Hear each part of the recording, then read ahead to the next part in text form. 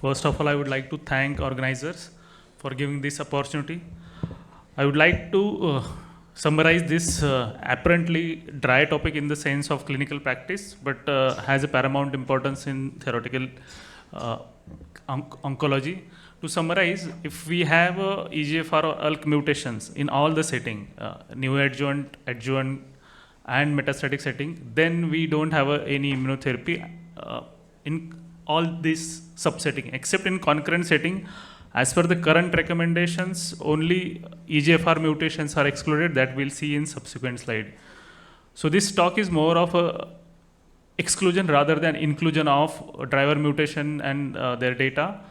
So as we know, this is the spectrum where we see EGFR almost the commonest, 25%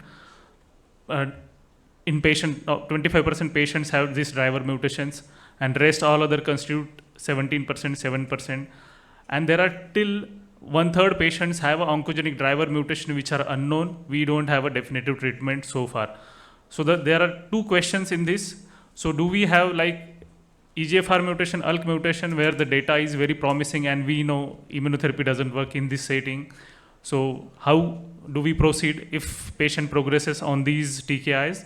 And for other mutations, do we use it in upfront or wait for the targets, and after the use of target, subsequent in second line we use immunotherapy? So we'll try to delve in the data. So I have divided the topic in the current recommendations and future projections. So current recommendation in neoadjuvant setting, adjuvant setting, and metastatic setting. So if we look at the neoadjuvant setting, as of now, we have nivolumab as available in neoadjuvant setting. 2B onwards, Dr. Shah has explored this data in explicitly, and pembrolizumab is also available in neoadjuvant setting. Nivolumab 3 cycles, pembrolizumab 4 cycles in neoadjuvant setting, followed by nivolumab doesn't have an adjuvant in this trial, and pembro trial asks us to continue for 1 year. So checkmate 8116 has been already discussed in detail. I'll just highlight few points.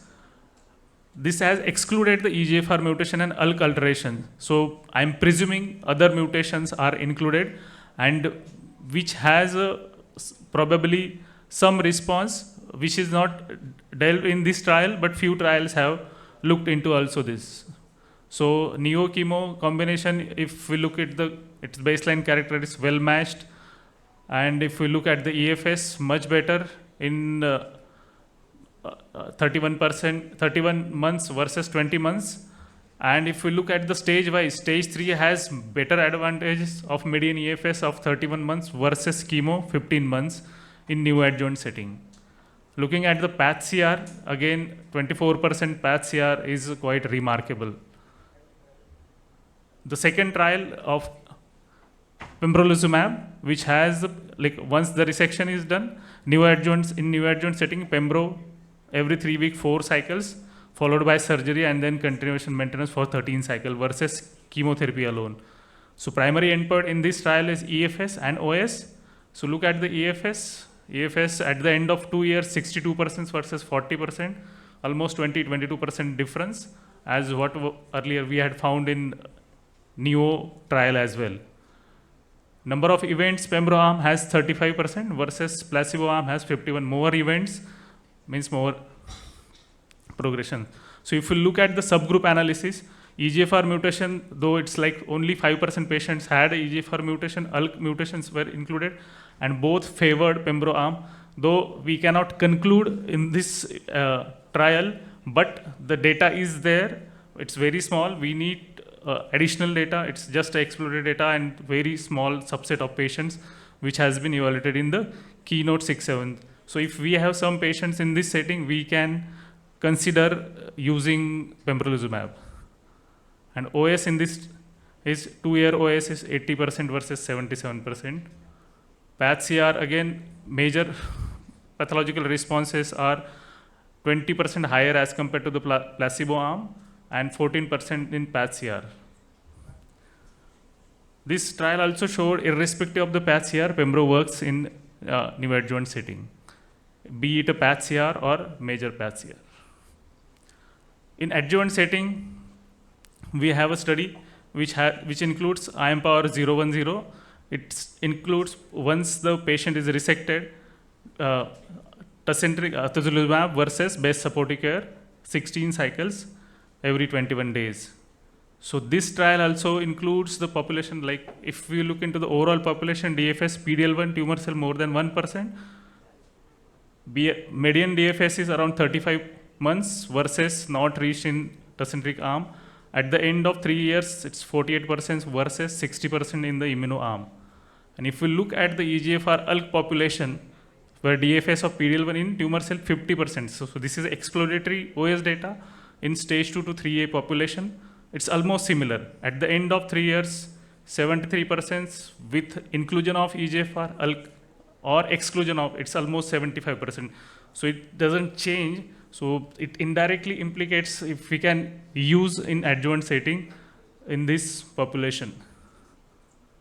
Coming to the concurrent chemoradiation, as I have explained, only durvalumab has been in stage 3, it's category 1 indication, except EGFR exon deletions and L858 where osimertinib is indicated.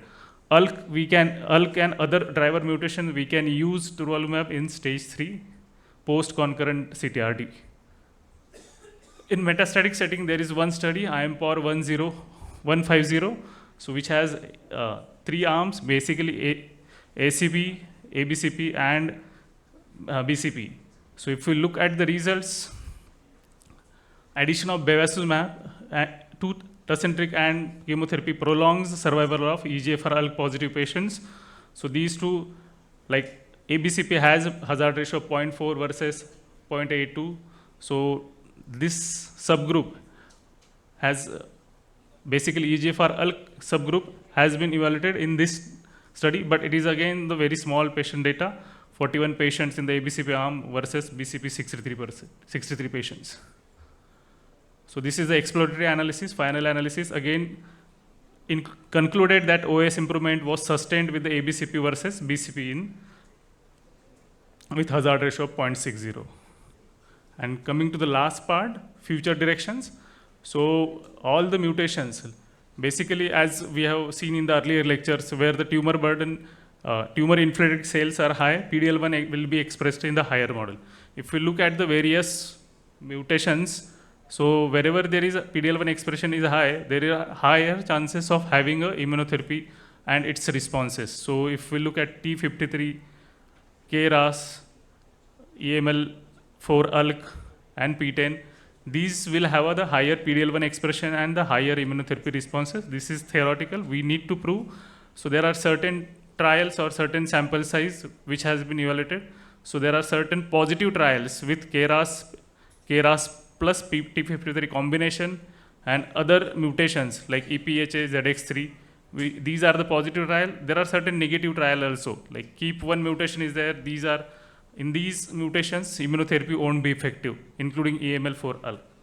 And certain rare mutations like Notch, BRAF, LRP1B, PAT3, these also have a positive results in the rare mutation group, and again negative MET exon 14 skipping mutation and ERBB have a negative immunotherapy trials. So we have, as of now, these are the future projections. We need the concrete data. So still we are evolving with the data, and I hope in next few upcoming years we'll have a definite answers for these questions. Thank you.